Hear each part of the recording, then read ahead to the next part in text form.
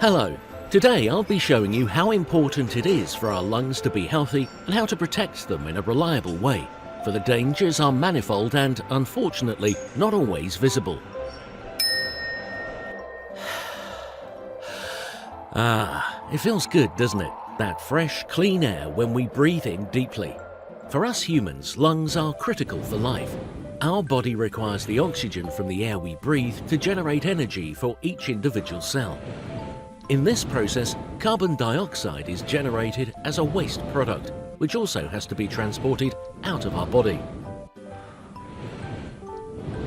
Every breath we take brings about half a litre of air containing oxygen through the windpipe and bronchial tubes into the air sacs, the so-called alveoli, in which the gas exchange takes place. If our body is not supplied with a sufficient amount of oxygen, it reacts in a very sensitive manner. On the one hand, this can be caused if the oxygen concentration in the air is too low, or on the other hand, by reduced pulmonary function. The normal air we breathe consists of 21% oxygen, 78% nitrogen, and 1% other gases. If the oxygen concentration falls below 17%, it can lead to unconsciousness or even death. However, our pulmonary function can also be impaired and irreversibly damaged through various substances that we breathe in. Our body's own defense mechanisms help to ensure that any particles we breathe in from the air around us do not block our lungs and thus do not restrict the supply of oxygen. For example, respirable particles between 4 and 10 microns in size are either already caught in the nose and the throat area or coughed out via the protective mucus layer of the bronchial tubes.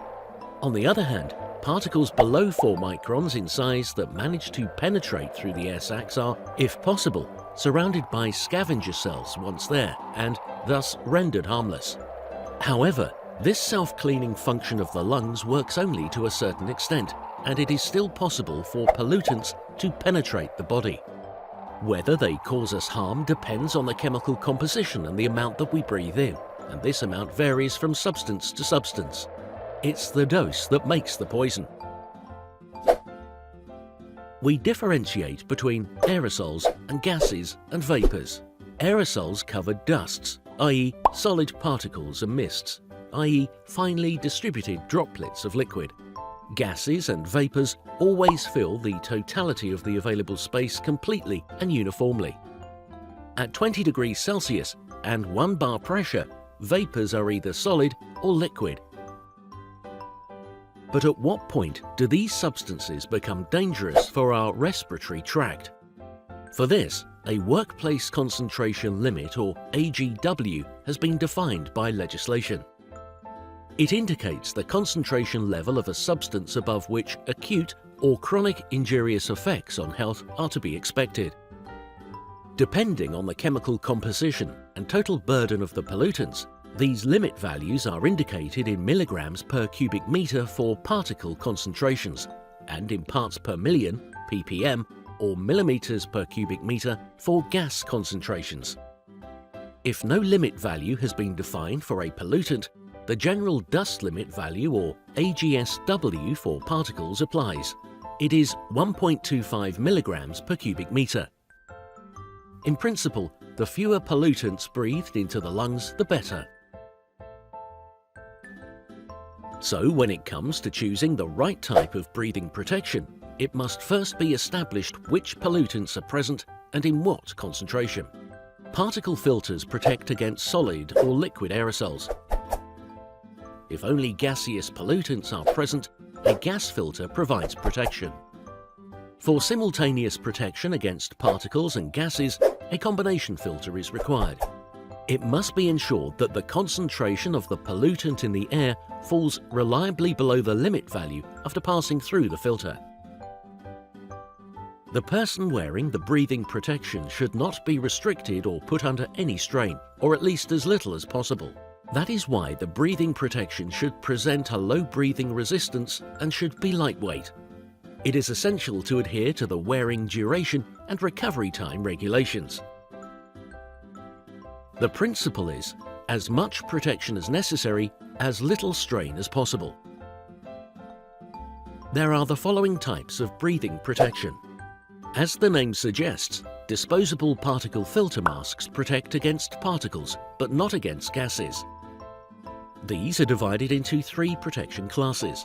Protection class FFP1 protects against particle concentrations up to 4 times the limit value. FFP2 up to 10 times the limit value. And protection class FFP3 protects against particle concentrations up to 30 times the limit value. They come as foldable or pre-formed masks, both with or without exhalation valve. The exhalation valve has several advantages. Moisture can escape, there is no heat build-up in the mask, breathing resistance is lower, and wearing comfort is higher.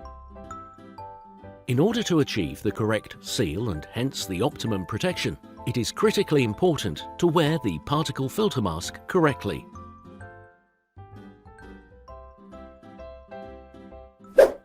Put the mask under your chin and then place it correctly on your face. Position the lower band on the neck and the upper band on the back of the head above the ears.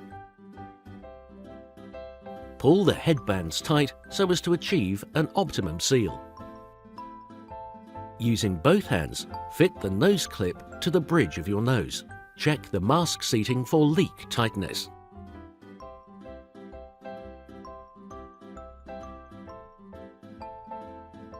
As with all types of breathing protection, apart from the respirator with blower unit, beards or beard wearers can lead to such significant leakages that it is not possible to create a seal. Disposable particle filter masks are cost-effective, easy to use and present low breathing resistance. However, they are designed to be worn only for short periods and, similar to other types of breathing protection, are subject to a legally prescribed limit on wearing time. For the variant without an exhalation valve, the wearing duration must not exceed 75 minutes. This must be followed by a recovery period of at least 30 minutes. This variant may be used a maximum of 5 times per shift. In contrast, the variant with an exhalation valve has a permissible wearing duration of up to 120 minutes. In this instance too, there must be a recovery period of at least 30 minutes. However, it is designed to be used only 3 times per shift. After use, disposable particle filter masks must be disposed of correctly. Depending on the protection requirements, it is possible to attach various filters to the body of the mask.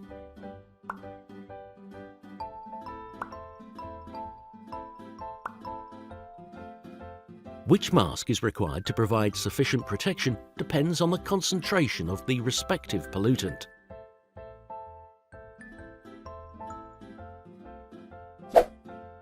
Half face masks offer protection up to 30 times the limit value of the maximum pollutant concentration for particles and gases or vapors, and full face masks even up to 400 times the limit value. Thanks to safety glass, full face masks also offer additional protection for the face and the eyes. When using gas filters and combination filters, their application limitations also have to be taken into consideration. For this purpose, they are divided into 3 different classes. The higher the class, the higher the permitted concentration levels when using the filter. For example, a Class 1 gas filter is used up to a maximum pollutant concentration of 1000 ppm per cubic meter. A Class 2 filter up to 5000 ppm per cubic meter. And a Class 3 filter up to a maximum pollutant concentration of 10,000 ppm per cubic meter. The end of the useful life of gas filters or combination filters that protect against gases can be detected by smell, taste or irritation when inhaling. The filter change intervals should be determined so that no breakthrough occurs. AX filters for protection against organic gases and vapours should not be used for longer than one shift either. The saturation, and hence the end of the useful life of particle filters or combination filters, can be detected by increased resistance when breathing in. Particle filters used for protection against radioactive substances, spores, bacteria, viruses and proteolytic enzymes should be used only once, irrespective of the degree of saturation. An expiry date is usually printed on all filters or their packaging. However, after a maximum period of 6 months after opening the original package, the filters should not be used. To use them, grasp the lower retainer straps with both hands and hook them into each other on the neck. Place the mask over the mouth and nose. Pull the upper straps over your head. First, tighten the upper straps by pulling the ends to ensure secure and comfortable seating. Tighten the lower straps at the rear fastenings.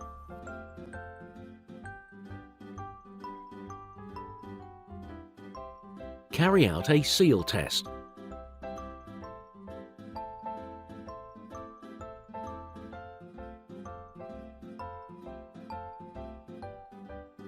Pull the straps over your head and place the body of the mask in front of your face. Pull on all strap ends to ensure there is a good seal.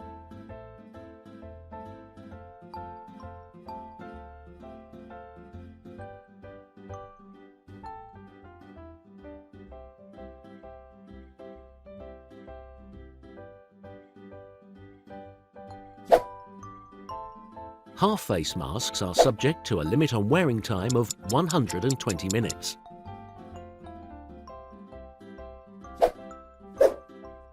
Full-face masks may be worn for a maximum period of 105 minutes. In both cases, a recovery period of 30 minutes must be complied with. 3 applications are permitted per shift. When worn for longer periods that exceed the limits on wearing time, breathing support systems are used. As in this case, the filtered ambient air is channeled through a blower into the mask. There is no additional strain through breathing resistance, which means there is no limit on wearing time. Here, there are also no leakages due to beards or glasses. Up to what pollutant concentration a respirator with blower unit can be used with a certain headpiece is specified by the TH protection level, according to DIN EN 12941. There is a separate certification and specification for every combination of headpiece and respirator with blower unit. Protection level TH1 protects against the pollutant limit value being exceeded by up to 5 times, TH2 by up to 20 times, and protection level TH3 by up to 100 times. In addition, insulation devices with compressed air and devices with hose supplies enable the supply of clean, fresh air via a compressor, even if the oxygen content is less than 17% by volume. Maintenance and servicing is essential in order to sustain the functional capability and hygiene of the half-face and full-face masks and of the respirators with blower unit. Before each use, the wearer of the device must perform a check. After each use, the device must undergo cleaning and disinfection, as well as a visual inspection and functional testing. In addition, a more in-depth functional testing and cleaning and disinfection process must be carried out twice a year. For sealed, airtight devices, this must be done every 2 years. The exhalation washer must be changed every 4 years, the speech diaphragm every 6 years. Maintenance and repair work must always be performed either by a qualified person who is giving training by the manufacturer every 5 years or directly by the manufacturer. The Hoffman Group will gladly organise the maintenance and repair of your breathing protection equipment. Before using any type of breathing protection, the manufacturer's operating instructions must be read and understood. The statutory requirements applicable in Germany for the use of any type of breathing protection equipment are governed by DGUV Rule 112-190. So you see, breathing protection is a very important matter. Why not see for yourself and try out the various types of breathing protection now? If you have any further questions, your on-site instructor and indeed your Hoffman Specialist Advisor are of course available for you at any time.